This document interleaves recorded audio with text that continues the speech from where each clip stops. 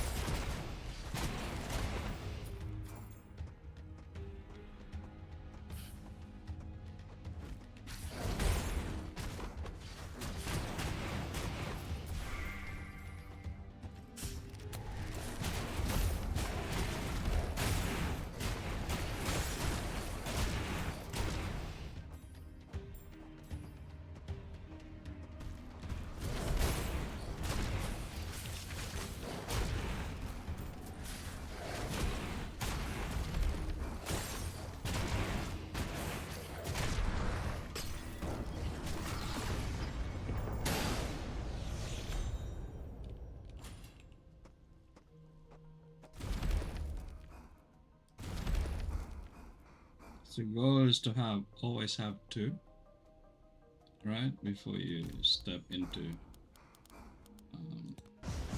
a new node.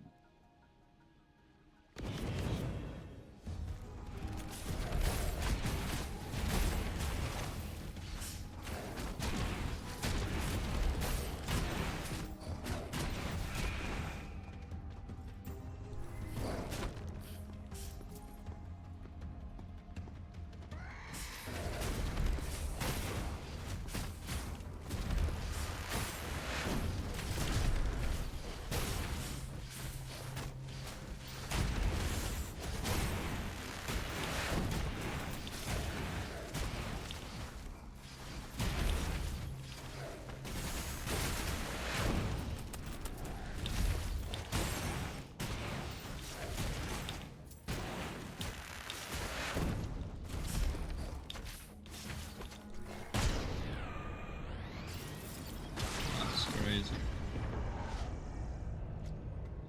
So the start, it will always be hard, right? Surviving is hard if you have most of the stuff up.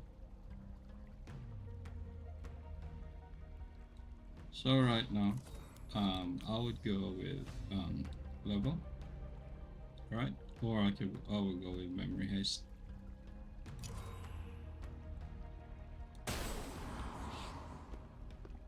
Because this one will give it more hit points.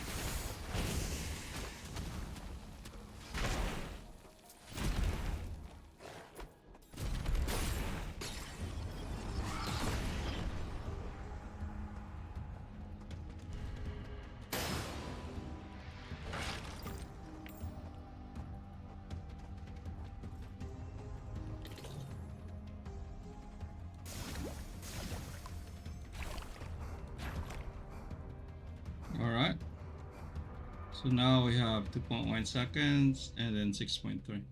Right, so every 3 casts should refresh 1 charge. It's not good enough, but it's a good start.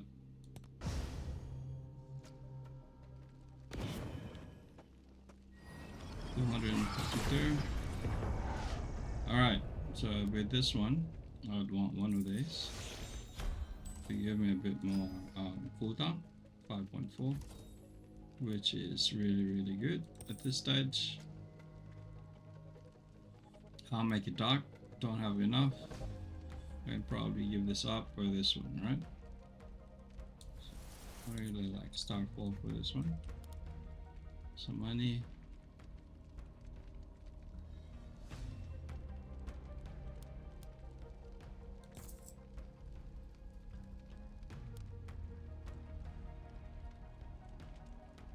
Now this one is also nice, right? So this one will give it more damage and more fire damage.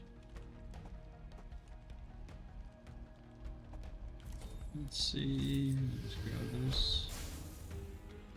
Alright, 5.1 seconds with a 2.1 per cast. We cast 2.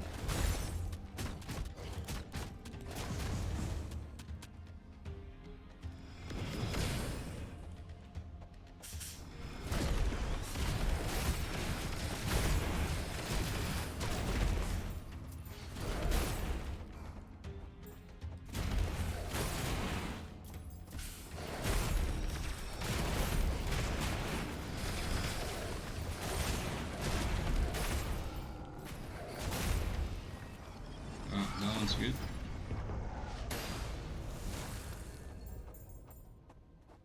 Took a 115.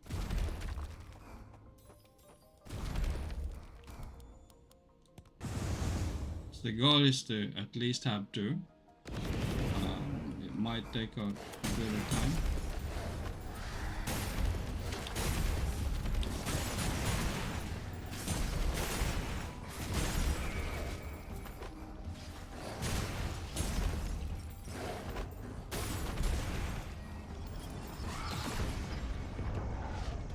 So now the goal is to equalize this one, right? So every cast you should get one summon.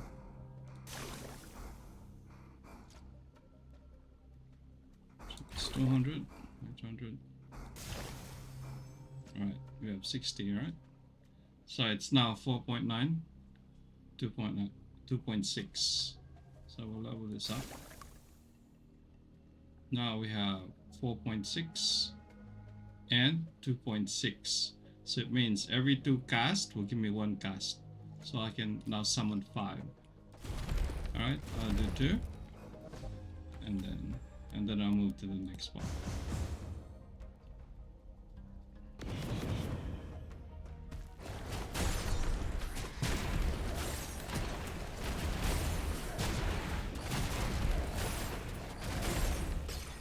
Alright, so now it's the build is coming online.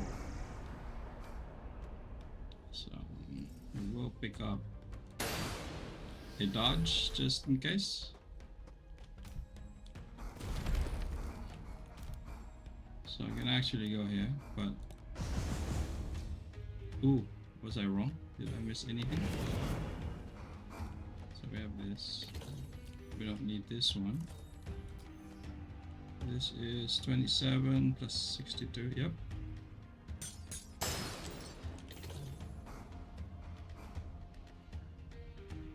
I'm missing up here.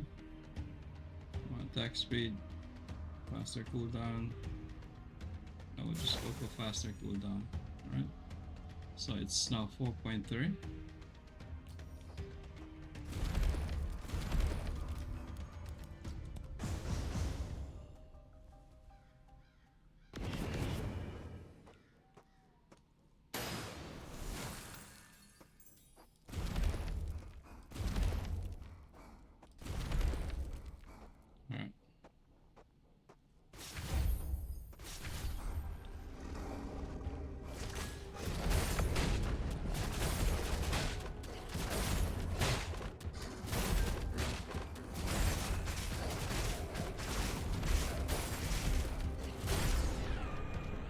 Alright, there we go. So it's a quick demo of how the doggos work with Essence of Obsidian. So if you will notice, we have Lucid Dreams Wild, Overpopulation, Mad Life, and Grievous Wounds. We don't even have any sustained skill whatsoever. Right? No healing, nothing. We get through it. So it might be a bit hard when you're starting, but you know, greatly improve everything, right? So we can reduce the charge time as well, and then increase the damage and the health. So this one. Alright guys, I hope you enjoyed the quick demo and have a nice day.